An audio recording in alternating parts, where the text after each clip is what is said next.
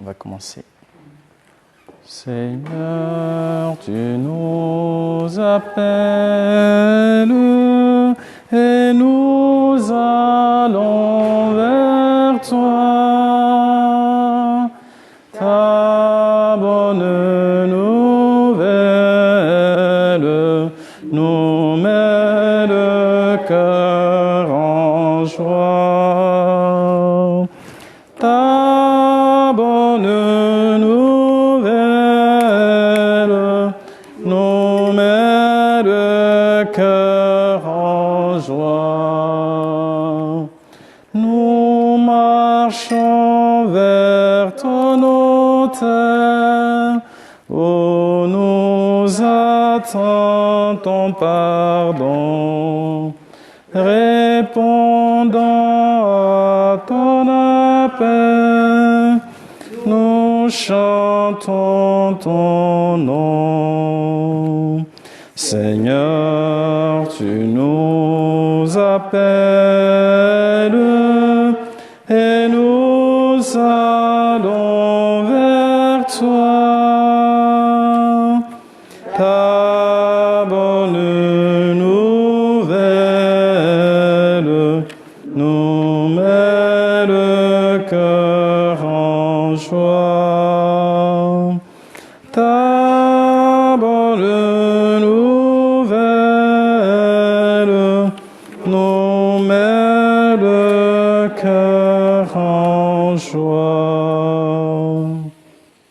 Nous sommes rassemblés au nom du Père et du Fils et du Saint-Esprit. La grâce de Jésus notre Seigneur, l'amour de Dieu le Père et la communion de l'Esprit Saint soient toujours avec vous. Frères et sœurs, en ce premier jour du début de la semaine de prière pour l'unité des chrétiens, qui nous propose ce thème « Demeurez dans mon amour et vous porterez du fruit en abondance » comme thème général. Le premier thème de ce jour, c'est que nous sommes tous appelés par Dieu. Le Seigneur nous appelle pour que nous soyons les témoins de son amour. Préparons-nous à vivre cette rencontre eucharistique et dans la parole avec le Seigneur en nous tournant vers lui pour implorer sa miséricorde et son pardon.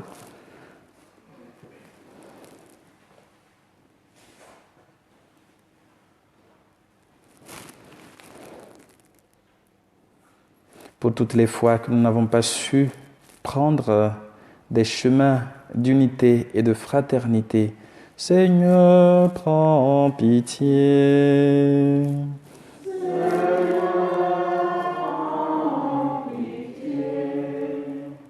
Pour toutes les fois que nos gestes et nos actes n'ont pas été des gestes d'unité et de fraternité, ô Christ, prends pitié. Ô Christ, prends pitié. Pour toutes les fois que nos choix, nos gestes sont loin de ceux de la communauté et de la vie fraternelle et de l'unité, Seigneur, prends pitié. Seigneur, prends pitié. Que Dieu Tout-Puissant nous fasse miséricorde, qu'il nous pardonne nos péchés et nous conduise à la vie éternelle. Amen. Prions le Seigneur. Accorde-nous, Dieu Tout-Puissant, de conformer à ta volonté nos paroles et nos actes dans une inlassable recherche des biens spirituels par Jésus le Christ, notre Seigneur. Amen.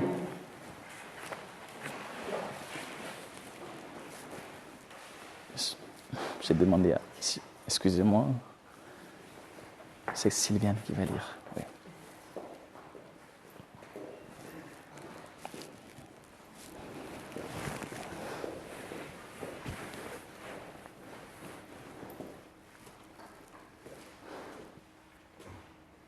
Lecture de la lettre aux Hébreux. Tout grand prêtre est pris parmi les hommes. Il est établi pour intervenir en faveur des hommes dans leur relation avec Dieu. Il doit offrir des dons et des sacrifices pour les péchés. Il est capable de compréhension envers ceux qui commettent des fautes par ignorance ou par égarement, car il est lui aussi rempli de faiblesse. Et à cause de cette faiblesse, il doit offrir des sacrifices pour ses propres péchés, comme pour ceux du peuple. On ne s'attribue pas cet honneur à soi-même. On est appelé par Dieu, comme Aaron. Il en est bien ainsi pour le Christ. Il ne s'est pas donné à lui-même la gloire de devenir grand prêtre. Il l'a reçu de Dieu qui lui a dit « Tu es mon fils, moi aujourd'hui je t'ai engendré ». Car il lui dit aussi dans un autre psaume « Tu es prêtre de l'ordre de Melchisédek pour l'éternité ». Pendant les jours de sa vie dans la chair, il offrit avec un grand cri et dans les larmes des prières et des supplications à Dieu qui pouvait le sauver de la mort. Et il fut exaucé en raison de son propre respect. Bien qu'il soit le Fils, il a pris par ses souffrances l'obéissance et conduit à sa perfection. Il est devenu pour tous ceux qui lui obéissent la cause du salut éternel, car Dieu l'a proclamé grand prêtre de l'ordre de Melchisédek. Parole du Seigneur. Nous rendons grâce.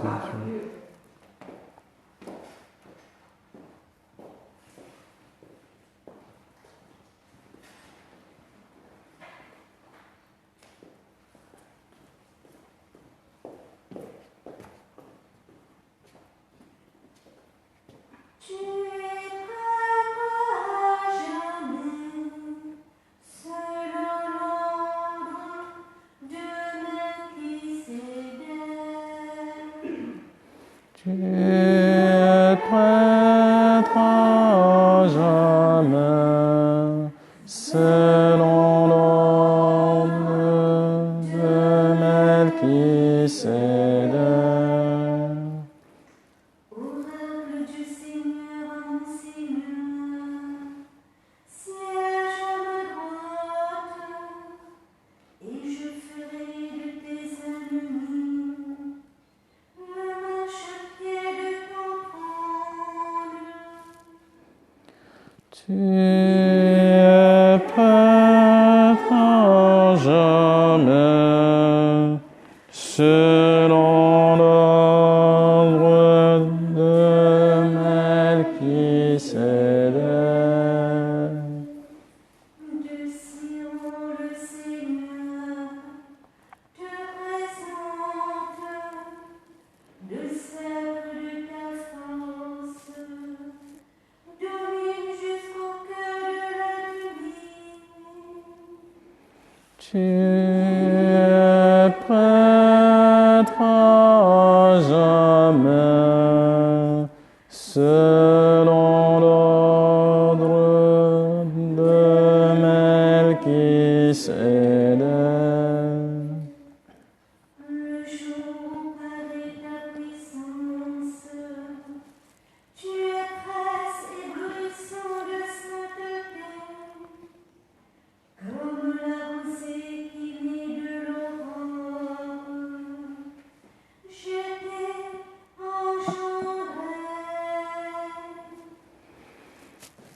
Tu es prêtre à jamais, selon l'ordre de Melchisédek. Le Seigneur l'a juré dans un serment irrévocable. Tu es prêtre à jamais, selon l'ordre du roi Melchisédek. Tu es prêtre à jamais, selon l'ordre de Melchisédek.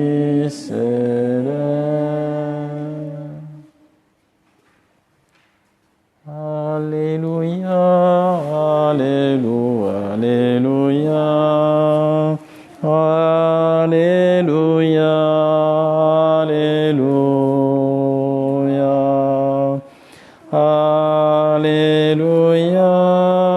Alléluia, Alléluia, Alléluia.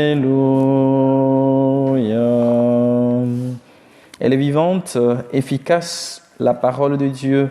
Elle juge des intentions et des pensées du cœur. Alléluia, Alléluia, Alléluia, Alléluia, Alléluia, Alléluia, Alléluia,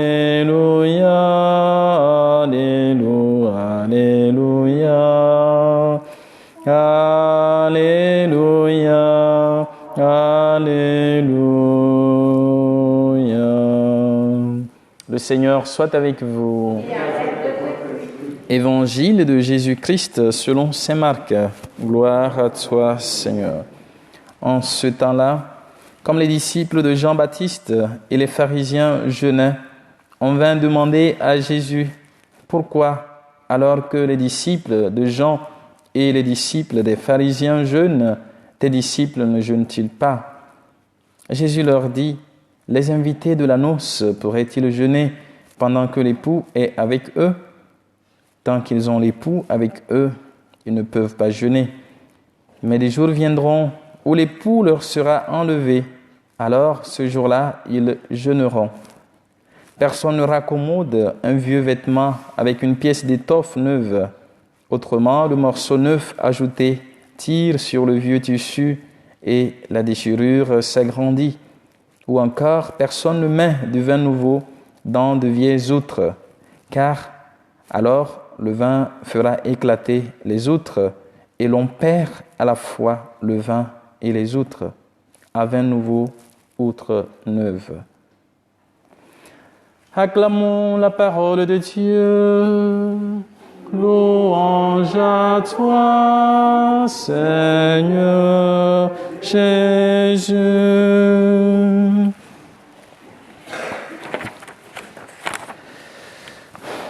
À vin nouveau, outre neuve.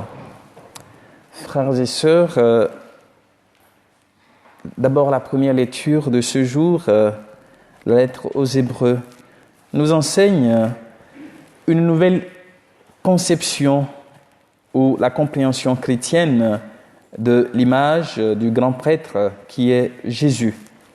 Et l'auteur de la lettre aux Hébreux nous introduit à une nouvelle idée du prêtre, un nouveau regard sur le prêtre qui tranche avec le sacerdoce lévitique qui venait bien sûr du choix d'Aaron et de ses fils qui étaient héréditaires.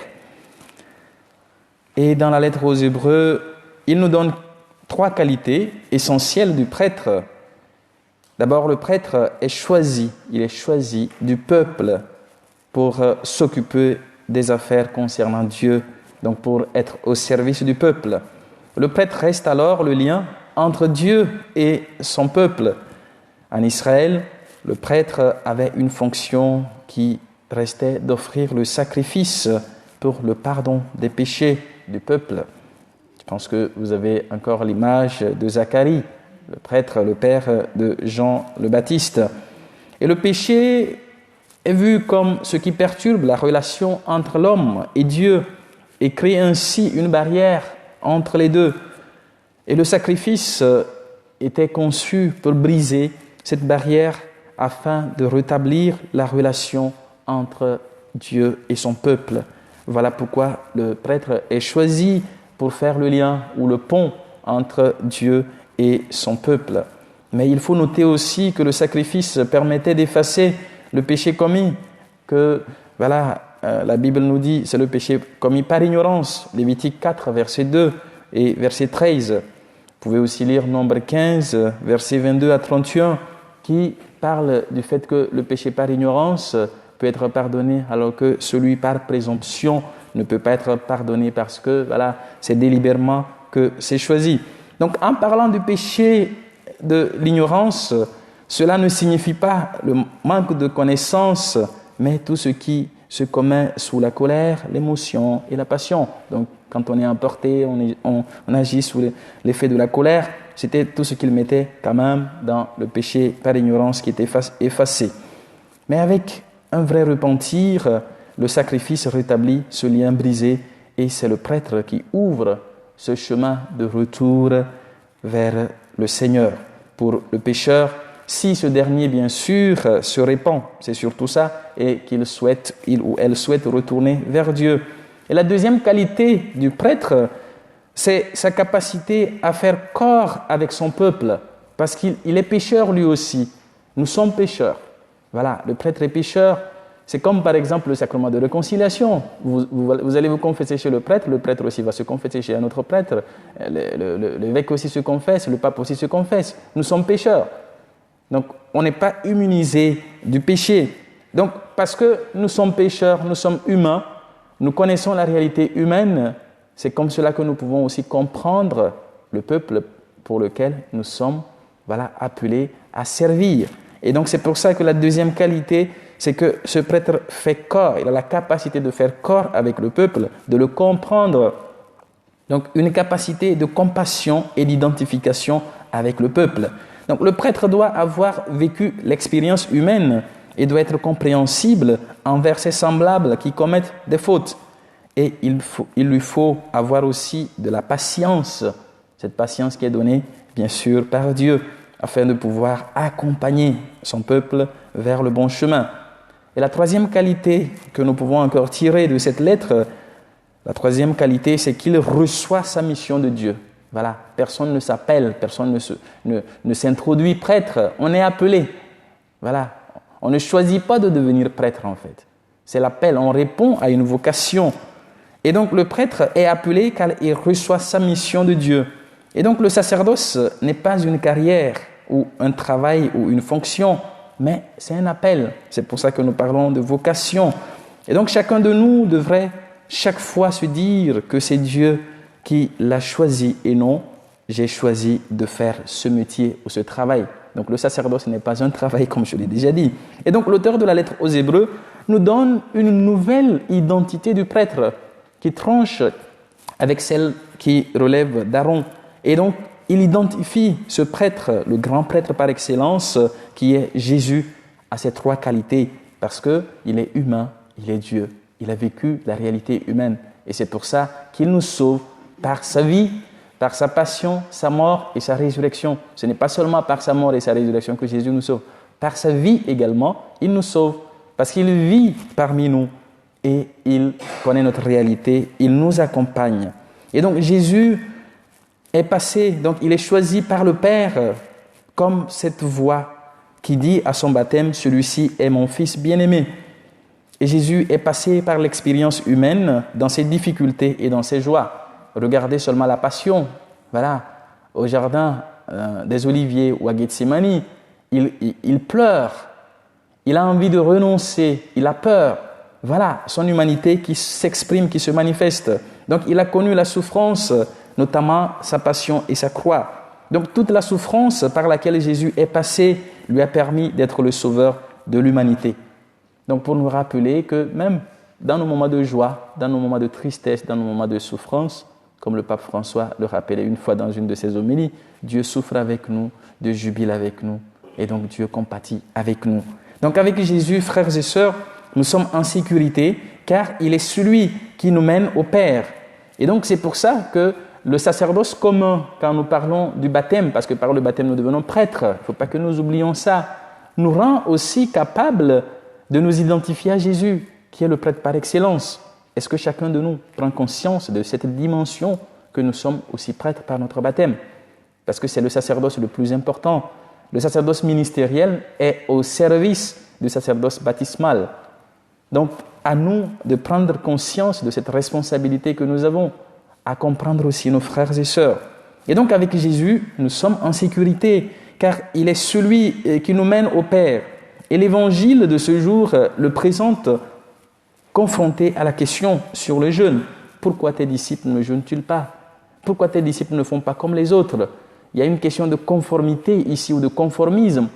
Parfois, c'est ça, on est confronté à ça, parce que le groupe fait ça, il faut que je le fasse, il faut que je rentre dans la case. Et donc, il ne faut pas qu'on oblige tout le monde à faire la même chose. Donc, être avec Jésus, c'est être dans la joie. Il donne cette image de l'époux et de ses amis. Cela nous invite à une vie joyeuse et épanouie. Donc, l'image de l'époux rappelle la joie des noces. Donc, quand les amis sont invités ou quand vous êtes invité à un mariage, vous n'allez pas pour jeûner. Il faut boire du vin, il faut boire du champagne, puisque c'est la fête, c'est la joie des mariés qu'on vient célébrer. Pourquoi on va aller dans une célébration de mariage et jeûner? Et donc, Jésus, en comparant sa présence parmi ses disciples comme une fête des noces, nous rappelle que nous sommes appelés à la joie. Tant que Jésus est à nos côtés, il faut que nous soyons toujours joyeux. C'est pour ça que le chrétien doit être une personne joyeuse. Même si parfois on est triste, il faut quand même regarder la vie, pas le verre à moitié vide, mais le verre à moitié plein. Parce que parfois nous vivons des choses qui sont très moindres que certaines choses que d'autres vivent aussi, dont nous ne prenons pas conscience. Et donc le disciple du Christ est l'ami de l'époux qui partage sa joie. Ainsi nous sommes appelés à être des disciples joyeux. Et Jésus utilise des images aussi pour inviter ses détracteurs à être réalistes, afin de vivre selon les temps. Il y a aussi ce regard parfois. Nous nous enfermons dans le passé et nous ne voulons pas sortir. Et quand vient le moment d'abandonner certaines vieilles habitudes et de changer, il faut savoir le faire. Parce que parfois, la difficulté, c'est qu'on a l'habitude de faire comme ceci. On est habitué à faire comme ça. Pendant 50 ans, on a fait ça. Pendant 40 ans, on a fait ça. Et pourquoi aujourd'hui, on nous demande de faire autrement? Où allons-nous? Mais Abraham a vécu plus de 70 ans dans le même endroit. Et le Seigneur lui a demandé, va vers là où je t'indique. Il ne savait pas où il va. Et il est parti. Et le chrétien est appelé à être un aventurier avec Dieu. Donc en parlant de vieux vêtements et d'étoffes neuves, c'est que parfois nous voulons raccommoder les choses, alors que c'est le moment d'abandonner ce qui a déjà fait son temps pour embrasser le changement. C'est ce que Jésus nous invite à vivre. Avec un nouveau outre neuve, nous dit Jésus, oui, il nous invite à une ouverture d'horizon et à une élasticité dans notre façon de faire et dans notre façon de vivre. Et quand nous restons fermés sur nous-mêmes et nos manières de faire, nous sommes mentalement morts, même si physiquement nous sommes vivants. Et donc, frères et sœurs, avec l'âge et le temps, il nous devient difficile parfois humainement de changer nos habitudes et nos façons de faire. Mais le Christ nous invite ici à prendre conscience que le chrétien reste toujours ouvert à l'aventure de la foi et de la vie. Et c'est pour ça que le Seigneur nous invite à rester jeunes dans notre tête et dans notre manière de regarder le monde et les autres autour de nous. Et le pape l'a dit dans son exhortation aux jeunes, on est tous jeunes dans la tête, même si on a 70 ans, on a 80 ans, 90 ans, on est jeunes dans la tête si on veut le rester. Donc voilà pourquoi je pense qu'avec les réformes que le pape fait, parfois ce n'est pas évident pour certaines personnes qui sont très conservatrices de regarder ça avec un regard d'optimisme. Voilà, c'est important d'ouvrir ce regard comme Jésus lui-même. Jésus était réformateur. Il était réformateur. Il n'est pas venu rester dans ce qui se faisait dans le passé. Et en ce premier jour de la semaine de prière pour l'unité des chrétiens, nous sommes appelés à prendre conscience aussi que c'est le Seigneur qui nous appelle et non nous-mêmes qui nous appelons. Comme nous l'avons entendu dans la première lecture, nous ne sommes pas nous-mêmes institués, prêtres ou serviteurs. Donc ainsi, nous sommes frères et sœurs dans la vigne du Seigneur.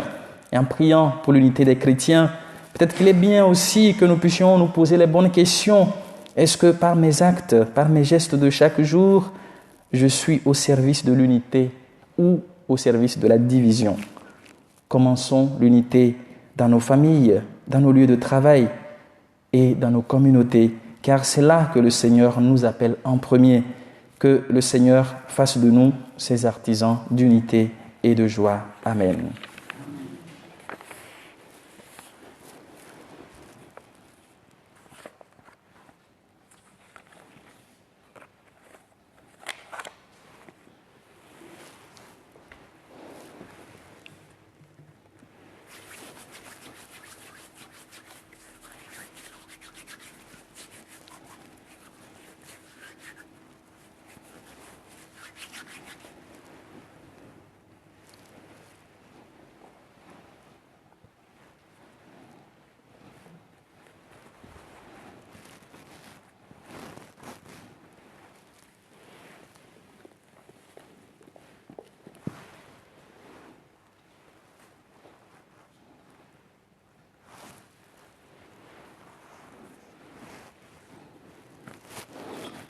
c'est toi qui se mêles au vin pour le sacrement de l'Alliance, puissions-nous être unis à la divinité de celui qui a pris notre humanité. Tu es béni, Dieu de l'univers, toi qui nous donnes ce pain, fruit de la terre et du travail des hommes. Nous te le présentons, il deviendra le pain de la vie. Béni soit Dieu maintenant et toujours. Tu es béni, Dieu de l'univers, toi qui nous donnes ce vin, fruit de la vigne et du travail des hommes. Nous te le présentons, il deviendra le vin du royaume éternel. Béni soit Dieu maintenant et toujours. Humble pauvre, nous te supplions, Seigneur, accueille-nous que notre sacrifice en ce jour trouve grâce devant toi. Mes fautes, Seigneur.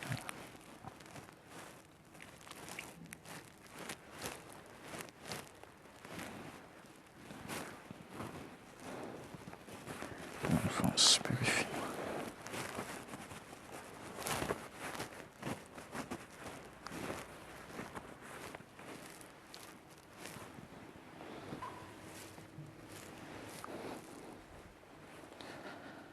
Prions ensemble au moment d'offrir le sacrifice de toute l'Église pour la gloire de Dieu et le salut du monde.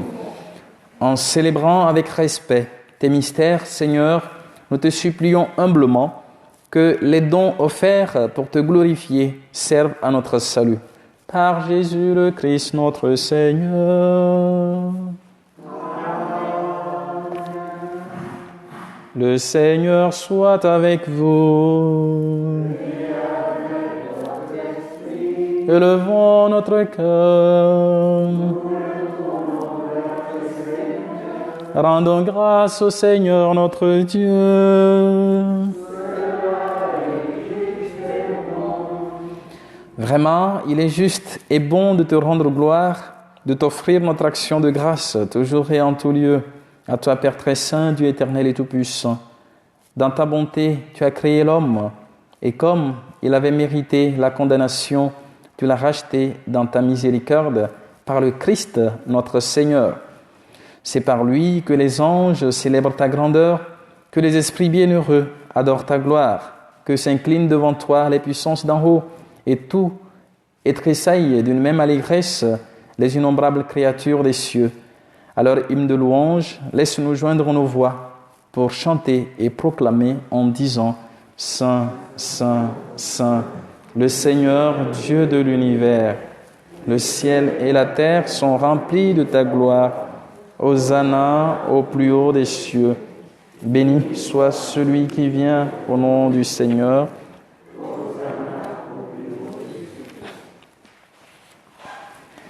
Toi qui es vraiment saint, toi qui es la source de toute sainteté, Seigneur, nous te prions, sanctifie ces offrandes en répandant sur elles ton esprit, qu'elles deviennent pour nous le corps et le sang de Jésus, le Christ, notre Seigneur. Au moment d'être livré et d'entrer librement dans sa passion, il prit le pain, il rendit grâce, il le rompit, et le donna à ses disciples en disant « Prenez et mangez-en tous. Ceci est mon corps livré pour vous. »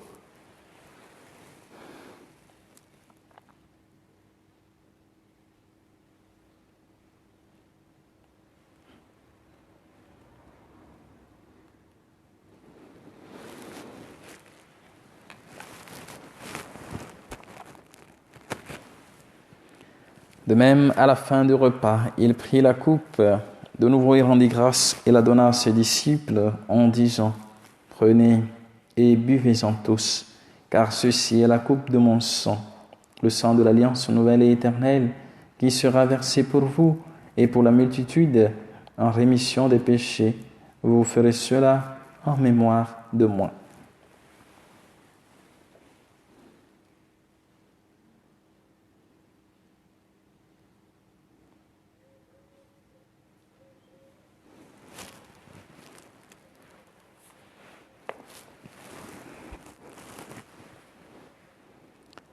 Quand nous mangeons ce pain et buvons à cette coupe, nous célébrons le mystère de la foi.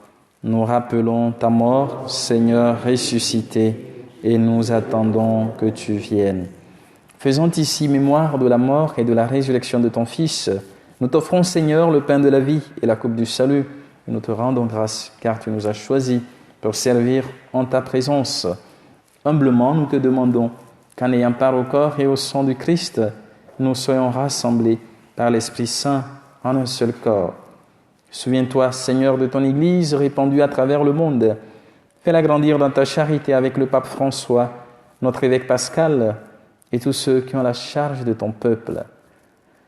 Souviens-toi aussi de nos frères et sœurs qui sont endormis dans l'espérance de la résurrection, de tous les hommes et toutes les femmes qui ont quitté cette vie.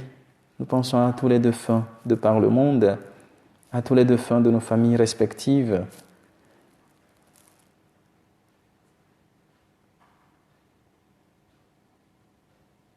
Pensons à la belle-mère de José Iréna, qui a été inhumée la semaine dernière.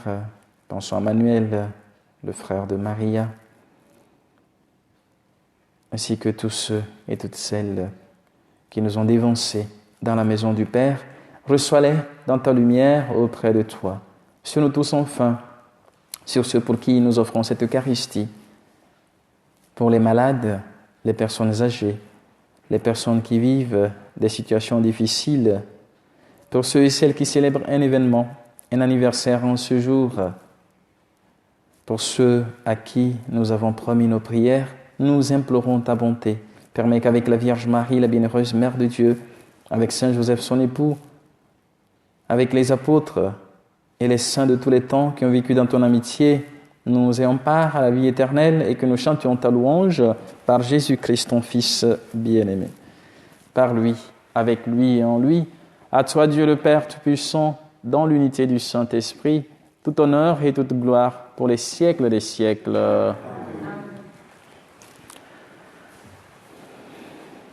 Unis dans le même esprit et avec confiance, nous osons dire « Notre Père, qui es aux cieux, que ton nom soit sanctifié, que ton règne vienne, que ta volonté soit faite sur la terre comme au ciel.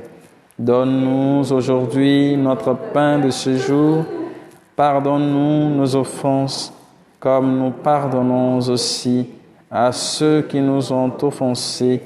Et ne nous laisse pas entrer en tentation, mais délivre-nous du mal. Délivre-nous de tout mal, Seigneur, et donne la paix à notre temps.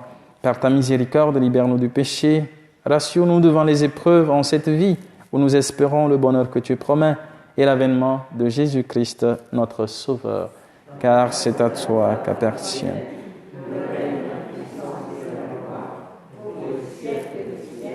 Seigneur Jésus-Christ, tu as dit à tes apôtres, je vous laisse la paix, je vous donne ma paix. Ne regarde pas nos péchés, mais la foi de ton Église, pour que ta volonté s'accomplisse, donne-lui toujours cette paix et conduis-la vers l'unité parfaite, toi qui règnes pour les siècles des siècles. Amen. Que la paix du Seigneur soit toujours avec vous. Frères et sœurs, nous pouvons regarder notre voisin, notre voisine, pour se donner cette paix que le Christ nous donne, la paix du Christ.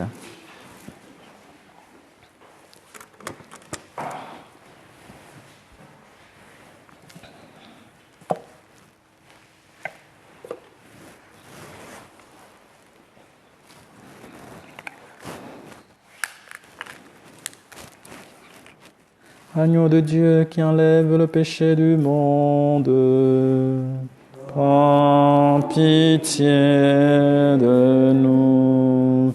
Agneau de Dieu qui enlève le péché du monde, prends pitié de nous.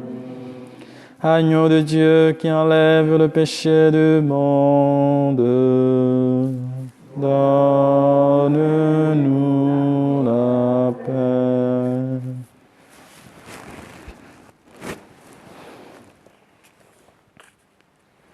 Heureux les invités au repas du Seigneur. Voici l'agneau de Dieu qui enlève le péché du monde.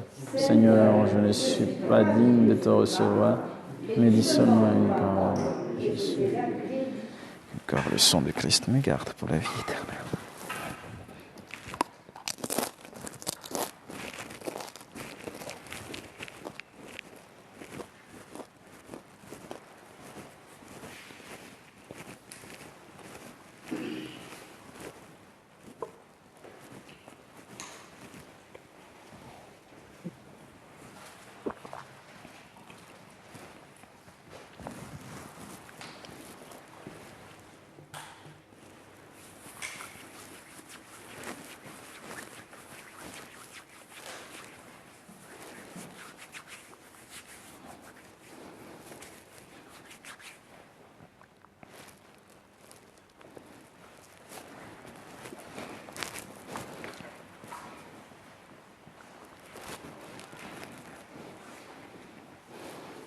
Le corps de Christ. Le corps de Christ. Le corps de Christ. Amen. Le corps de Christ. Amen. Le corps de Christ. Le corps de Christ. Amen. Le corps de Christ. Amen. Le corps de Christ. Le corps de Christ. Le corps de Christ. Le corps de Christ. Le corps de Christ. Le corps de Christ. Amen. Le corps de Christ. Le corps de Christ. Amen. Le corps de Christ. Le corps de Christ.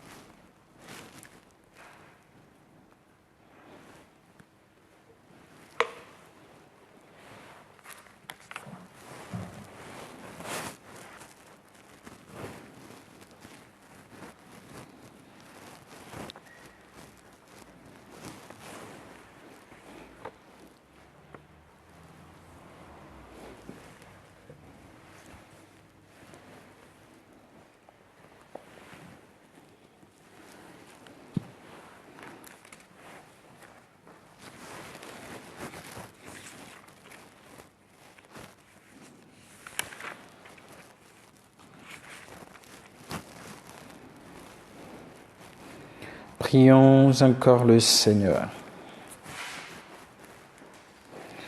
Nous t'en prions, Dieu Tout-Puissant. Donne-nous de recueillir tous les fruits de salut dont ces mystères sont déjà la promesse et le gage par Jésus, le Christ, notre Seigneur. Amen. Donc, nous voici déjà au début de cette semaine de prière pour l'unité des chrétiens qui va chaque année du 18 au 25 janvier. Et puis, hier, nous avons rappelé que suite aux annonces avec le couvre-feu à 18h, on ne peut plus se retrouver tous les soirs ici pour prier ensemble avec nos frères luthériens. Mais par contre, vous avez la possibilité, puisqu'il y a la feuille de chaque jour avec son thème, pour pouvoir prier chez vous. Ça permet de vivre dans cette communion fraternelle pour l'unité des chrétiens. Donc vous pourrez prendre une des feuilles si vous ne l'avez pas prise hier. Ça vous permet de commencer dès ce soir à prier en union avec les autres. Et le dimanche 31 janvier, nous aurons la prière œcuménique en fait, pour l'unité des chrétiens avec les luthériens à l'église Saint-Sulpice à 16h. C'est plus pratique le week-end qu'en semaine, c'est pour ça. La deuxième chose, hier on vous a annoncé aussi que cette année liturgique, nous lisons l'évangile de Marc. Nous avons commandé des copies, donc j'ai laissé ça ce matin-là. Et puis vous pouvez vous en servir librement avec 1 euro, ou ce que vous voulez donner, juste pour compenser le prix d'achat de ces évangiles. Et vous avez aussi la possibilité de vous inscrire aussi sur Open Bible pour pouvoir avoir ou vivre des méditations bibliques quotidiennes. Donc, vous regarderez, je pense que je n'ai pas mis la fiche sur le tableau, mais vous l'aurez pour les jours à venir. Donc, je vais prendre, je suppose que vous n'avez pas tous la feuille, je vais prendre la prière qui est proposée aujourd'hui avant de vous donner la bénédiction. Prions. Jésus le Christ, tu nous cherches, tu désires nous offrir ton amitié et nous conduire dans une vie toujours plus pleine. Donne-nous la confiance pour répondre à ton appel. Ainsi, tu transformeras ce qui en nous est trouble et nous deviendrons témoins de ta tendresse pour notre monde. Amen. Le Seigneur soit avec vous. Que Dieu Tout-Puissant vous bénisse et vous garde, le Père, le Fils et le Saint-Esprit. Amen. Allez et demeurez dans la paix et la joie du Christ. Nous rendons grâce à Dieu. Bonne journée, bon début de semaine à chacun de vous. Merci beaucoup et à vous aussi. Merci infiniment. Ô toi, Notre-Dame, Marie Vierge Sainte, que drape le soleil, couronnée d'étoiles, la lune est sous tes pas. En toi nous est donné l'aurore du salut. Marie nouvelle, ton Seigneur, tu as donné naissance à Jésus le Sauveur. Par toi nous avons ouvert les portes du Saint-Dain. Guide-nous, ton Jésus, étoile du matin. Nous te saluons, ô toi, Notre-Dame. Marie Vierge Sainte, que drape le soleil, couronnée d'étoiles, la lune est sous tes pas. En toi nous est donné l'aurore du salut.